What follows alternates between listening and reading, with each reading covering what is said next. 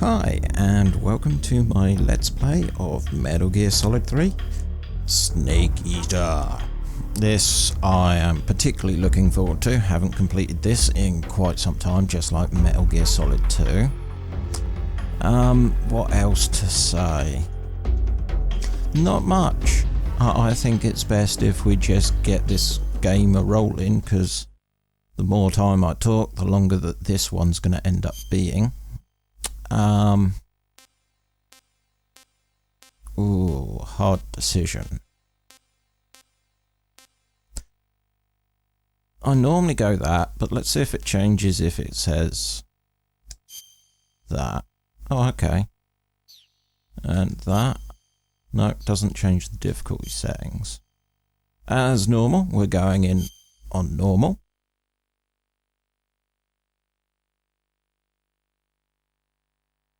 After the end of World War II, the world was split into two, East and West. This marked the beginning of the era called the Cold War.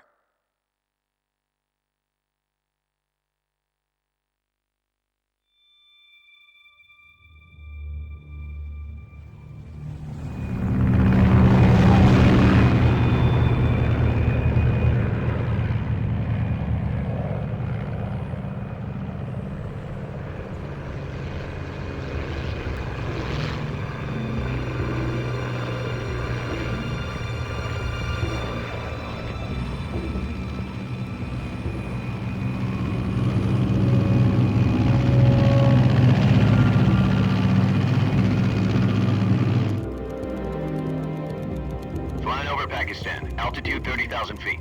Approaching Soviet airspace. 20 minutes to drop off. Commencing internal depressurization. Equipment check. Arm main parachute. All right. You ready to go? Drop zone still showing a high pressure mass. Cav okay. Good. We've got high visibility.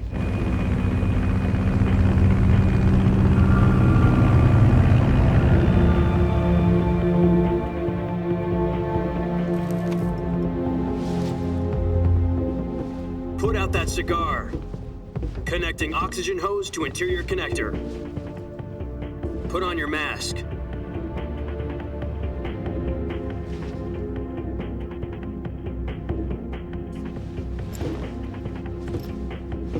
Does this panty waste know what he's doing? Approaching release point. 10 minutes to drop off. Hey, are you deaf? He said put out the cigar and put on your mask.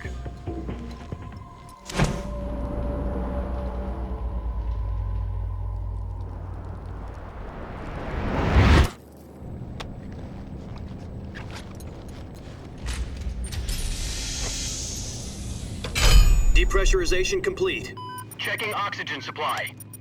6 minutes to drop off. Opening rear hatch.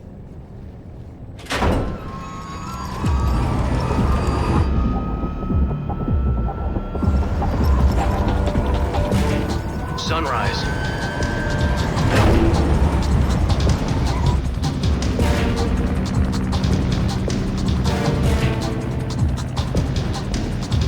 External temperature minus 46 degrees Celsius. 2 minutes to drop off. Stand up.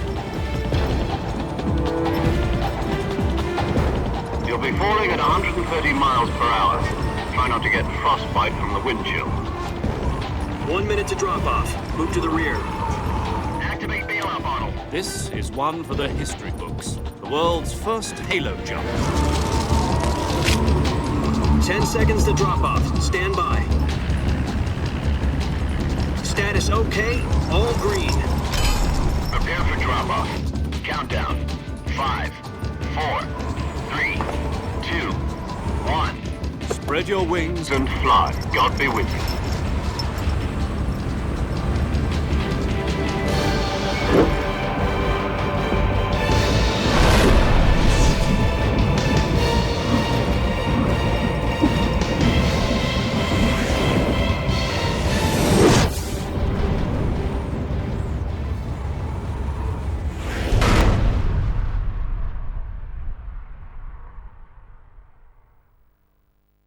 Jack, I've got some important news. The head of the CIA has finally given us the green light for the virtuous mission. Virtual mission? No, the virtuous mission. The future of our Fox unit depends on it. If it succeeds, we'll be officially organized into a unit. Virtuous mission? Sounds like some kind of initiation ritual. Don't get cocky. This isn't a training op. Right. So what exactly is this wonderful mission? Well, about 2 years ago, a certain Soviet scientist requested asylum in the West through one of our moles. His name is Nikolai Stepanovich Sokolov.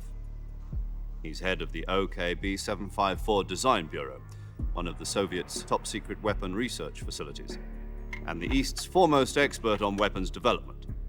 Sokolov? Isn't he that famous rocket scientist? The very same. On April the 12th, 1961, the Soviets achieved the first manned spaceflight in history. The Earth was blue, but there was no God. Well spoken. The rocket that carried Yuri Gagarin into orbit was the A-1, known as the Vostok rocket. Sokolov is said to be the man most responsible for the multi-engine cluster used in that rocket. After Gagarin's flight, Sokolov left rocket development to become the head of the newly established Design Bureau. From a lowly technician to head of a design bureau, that's quite a success story, so why'd he want to defect? It seems he'd become afraid of his own creations. Afraid? Call it a crisis of conscience. And for that, he left his country and his family behind and went over the fence? Not exactly. One of his conditions was that his family was also to be taken safely to the West. We used a mole to get the family out first and succeeded in sneaking Sokolov over the Berlin Wall shortly afterwards. I was the one who conducted the operation. The security on the eastern side was still full of holes back then. Then what? We got Sokolov over in one piece, but the whole ordeal had left him exhausted, and we checked him into a hospital in West Berlin. It took him 2 weeks and more than 600 miles to get from the research facility in the Soviet Union to Berlin. He was in no condition to say anything coherent. And it was only a week later that we had something much bigger on our hands. The Cuban Missile Crisis. October the 16th, 1962, President Kennedy received word that the Soviets were in the process of deploying intermediate-range ballistic missiles in Cuba. The President demanded that the Soviets dismantle and remove the missiles. At the same time, he announced a naval blockade to prevent further missile shipments from reaching Cuba. But the Soviets didn't back down, instead placing their armed forces on secondary alert. Soviet transport ships carrying missiles continued on course towards Cuba. US and Soviet forces went on alert for an all-out nuclear war. Frantic negotiations were conducted through the UN's Emergency Security Council and unofficial channels to end the hair-trigger standoff. Finally, on October the 28th, the Soviet Union agreed to remove its missiles from Cuba, and so the world avoided a nuclear holocaust. But in order to get the Soviets to pull their missiles out, we had to make a deal. You mean the one where the US agreed to remove its IRBMs from Turkey? No. The Jupiter IRBMs deployed in Turkey were obsolete, and we were going to get rid of them anyway. They had no strategic value whatsoever to either the US or the Russians. The Turkey deal was a ruse, a cover story that was fed to the other intelligence agencies around the world. So what did the Russians really want?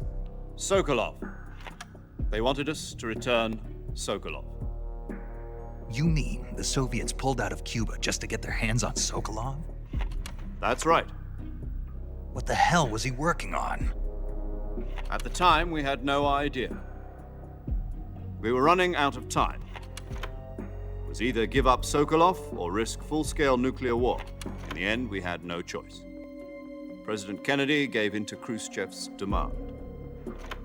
The next day, I got Sokolov out of the hospital, handing him over to agents on the eastern side. Sokolov kept on screaming, "Save me," until he disappeared from my sight. Then a month ago, we received some new information from one of our moles. About Sokolov? Yes. He was taken back to the research facility and forced to continue working on the weapon in question under KGB supervision. What's more, it's on the verge of completion. So what kind of weapon is it? Something to do with space rockets? No, missiles. Same technology. I guess you're right. We don't know the details, but it appears to be a new kind of nuclear device. For half a year now, the Soviets have been conducting frequent nuclear tests at Semipalatinsk. Something to do with the weapon, I assume. We're talking about a secret weapon so big that Khrushchev was ready to pull out of Cuba to get it back. Is Sokolov still in the facility? No, according to our intelligence, he's in Selino-Yarsk, a place in the mountains about 3 miles to the west that's known as the Virgin Cliffs. The Virgin Cliffs. Nice name for a virtuous mission. They moved him there just recently. Why? Apparently, they're conducting a field test of the weapon, but it's our best chance to get him back. This mission would never have been possible if he was still in the research facility. This is our last chance. Sokolov must have known that too when he contacted us.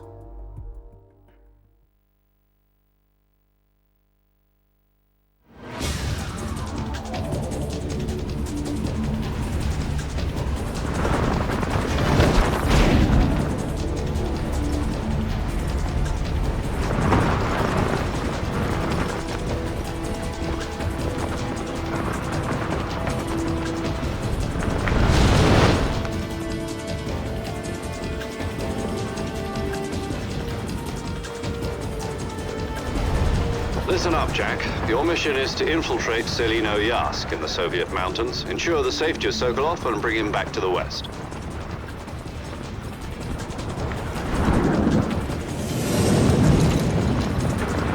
If we don't get Sokolov back before that weapon is complete, we'll be facing a major crisis. The clock is ticking.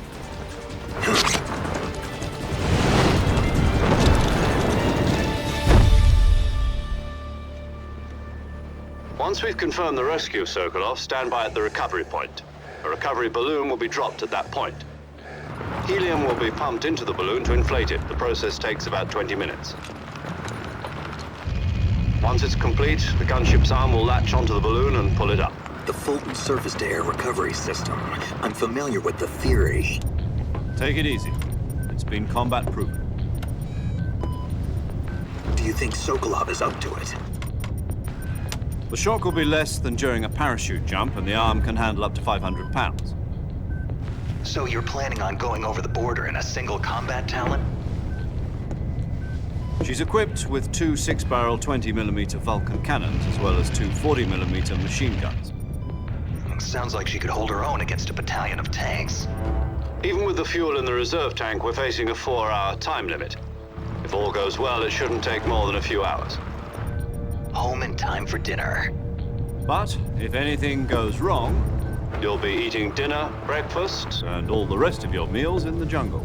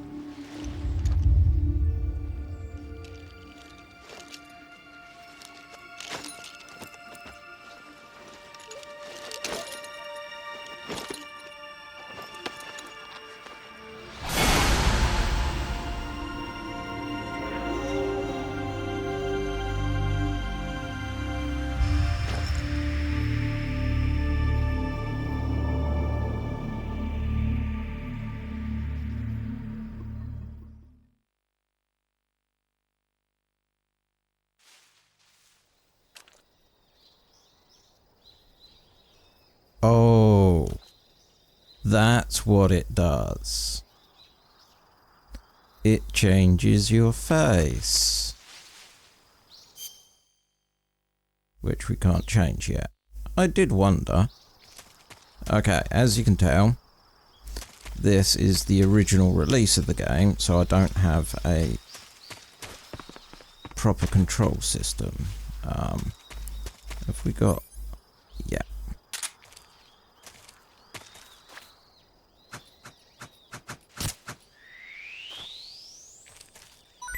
Yep.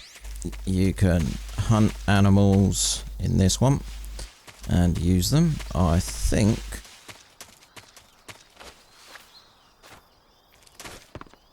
Jack.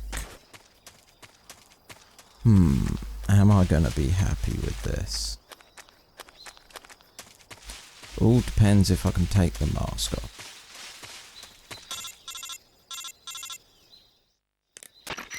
Do you copy?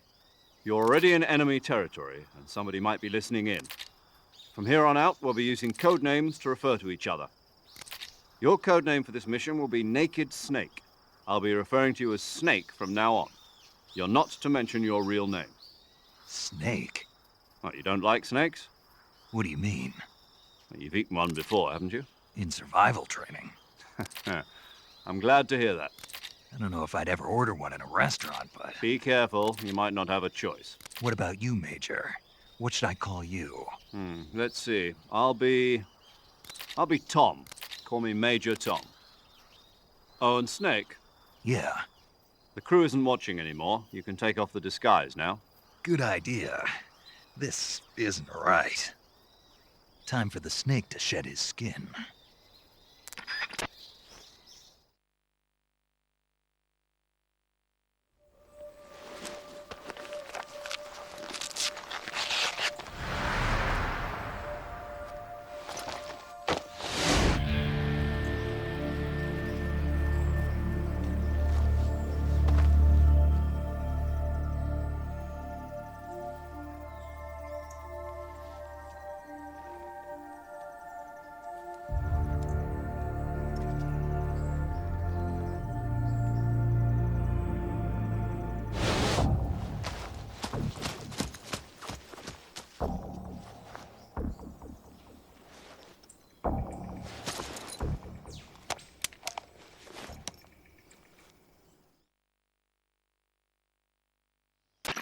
Can you hear me, Major Tom? This is Snake. Kept you waiting, huh? This will be a sneaking mission. You must not be seen by the enemy. You must leave no trace of your presence. Is that clear? This kind of infiltration is the Fox unit's speciality. In other words, weapons and equipment are procured on site. That goes for food as well. You're completely naked, just as your name implies. Great. Now I see why you asked me if I like snakes. I suppose calling me Snake was your idea of a joke, too. No, there's a good reason for that. I'll tell you later when the time is right. Gotcha. Getting back to the subject, how exactly am I supposed to feed myself? You've been issued a knife and a tranquilizer gun. Use them to hunt for food. You'll also find some medical supplies in your backpack. Yeah, about the backpack. I lost it in a tree on the way down. I see. Well, you'd better go back and get it then. You know where it is? No problem. I can see it from here. It's stuck on a branch. To climb a tree, stand in front of a tree that's covered in ivy and press the action button. I'll be monitoring your progress over the radio. We can't risk violating Soviet airspace, but I'll be in the gunship. My frequency is 140.85. I'll give you a call if I need to talk to you. If you need to talk to me, use the send function. Okay, Snake, go get your backpack.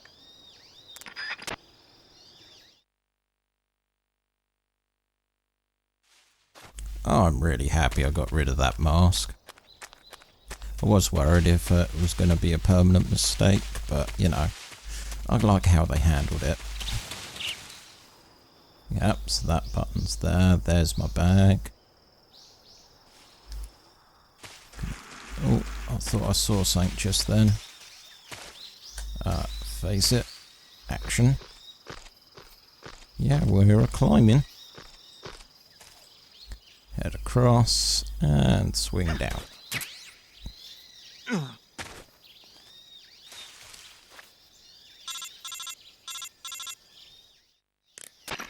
I see you've retrieved your backpack, Snake. To equip a weapon, it's necessary to take it out of your backpack. In the survival viewer, choose Weapon from the backpack. Your available weapons will be displayed in a window in the upper left. From that list, choose the weapon you want to equip and press the Enter button. For other equipped items, just do the same thing from Item. Got it. Use the survival viewer backpack. Yep, that's right. Survival is fundamental to this mission. After you've been out in the field for a while, your stamina will start to drop. If your stamina gets too low, it'll affect your performance. You won't be able to shoot accurately, for example, and your wounds won't heal as smoothly. Keep an eye on your stamina so you don't run out. To recover lost stamina, you can hunt for local flora and fauna. You can use either your tranquilizer gun or your knife to hunt. My only weapon is a Mark 22 Hush Puppy tranquilizer gun? That's right. It's been fitted with its own suppressor. However, the suppressor will deteriorate every time you fire. Once its durability reaches 0, the noise suppression effect will be gone. So don't get too trigger-happy with it. The suppressor's durability is shown in the icon. Any weapons and equipment beyond what you're carrying now, you'll have to find as you go. I have to find my own weapons and equipment? Whose crazy idea was this anyway? Solo covert actions are standard Fox operating procedure. You can't leave any traces of your presence. No weapons, equipment, footprints, sweat, or bodily waste. The same goes for bullets and cartridges, too. Your presence in enemy territory is already a violation of international conventions of warfare. There aren't supposed to be any American soldiers in Russia. It could spark an international incident. You can't let anyone see you. You can't let the enemy know you're there. This is a stealth mission. You're a ghost, Snake, in every sense of the word. And there'll be no rescue if you're captured. The military and US government will deny any involvement in the affair. Then I'll just have to take care of myself, huh?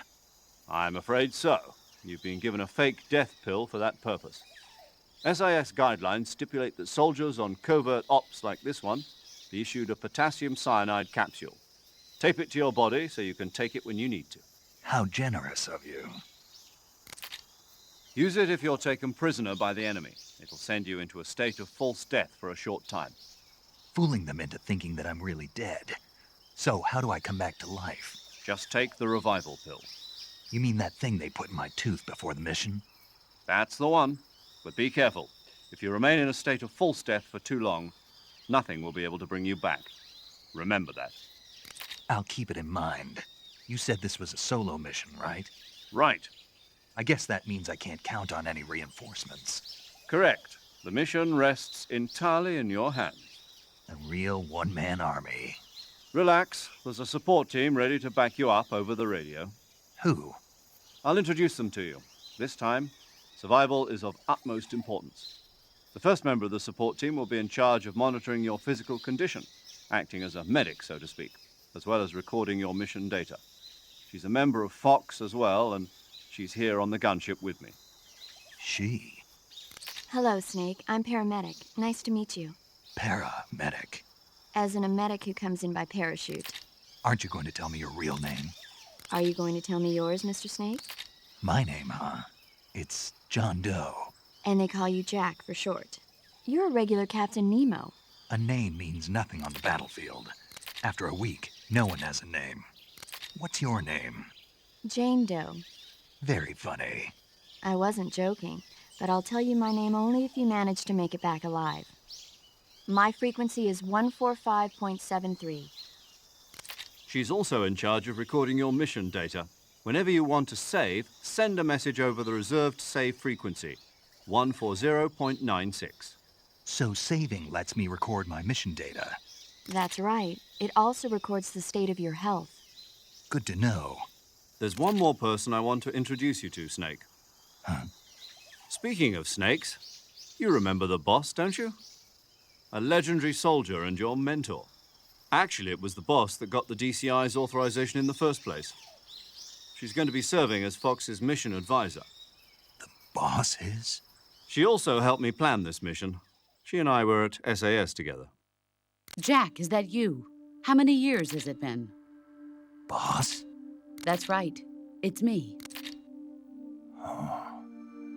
Talk to me. Let me hear your voice. It's been 5 years, 72 days, and 18 hours. You've lost weight. You can tell just by the sound of my voice. Of course I can. I know all about you. Really? Well, I don't know anything about you. What's that supposed to mean? Why'd you disappear on me all of a sudden? I was on a top-secret mission. You didn't need me anymore.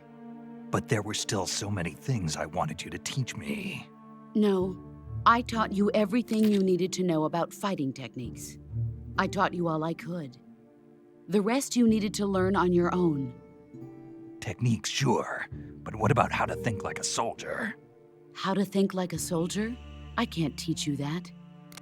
A soldier needs to be strong in spirit, body, and technique. And the only thing you can learn from someone else is technique.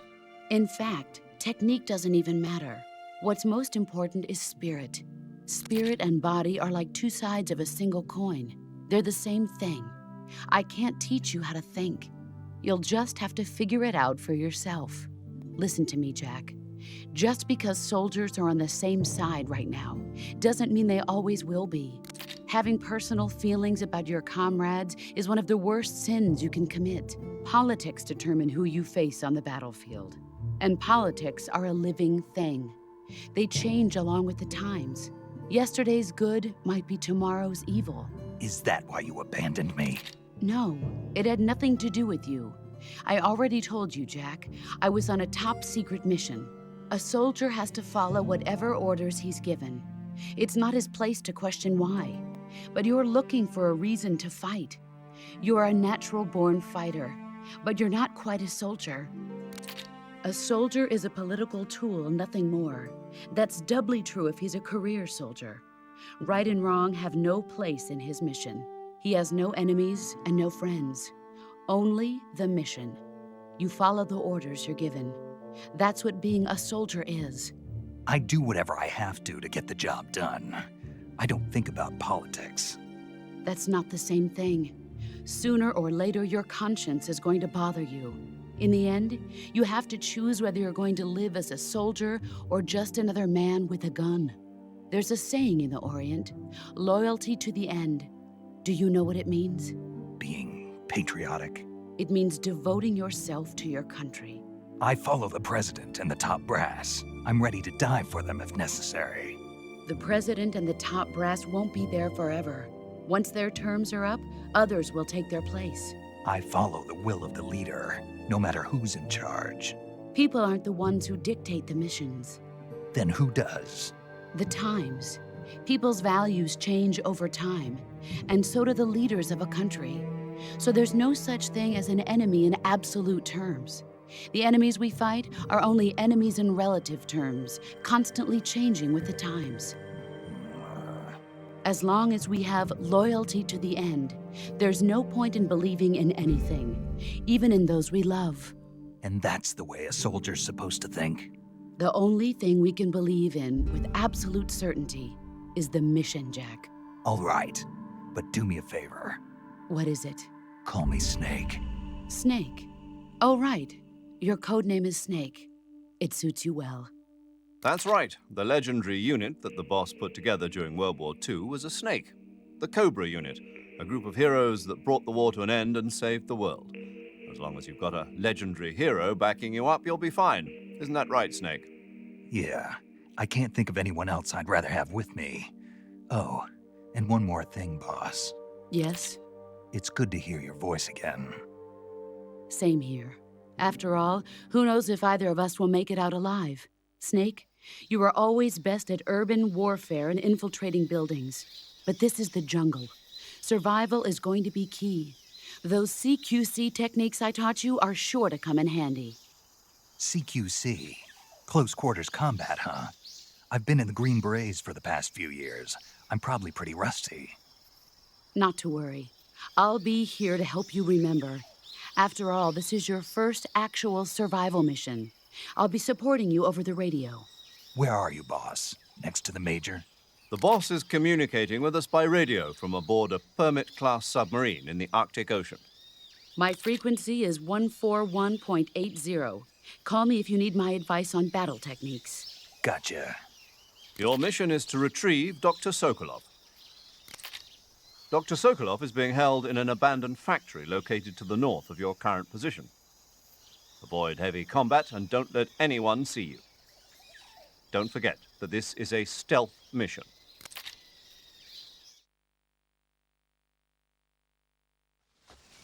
Snake, try to remember some of the basics of CQC.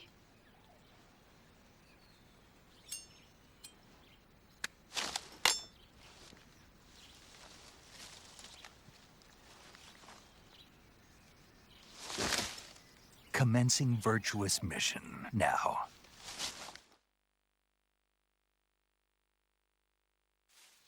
Okay, so let's get ourselves sorted.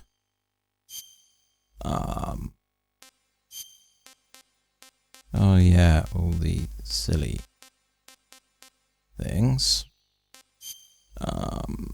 Leaf. Let's have a look in our backpack. So, fake death pill, revive pill, cigar, binoculars, motion. Yep. Calorie mate and Python. Food. Taste unknown. Options should be all that. Fantastic. And we have a map. Nice. R1. Okay, so we can just look at our model. Okay. Let's do a save then. Saving the game, Snake?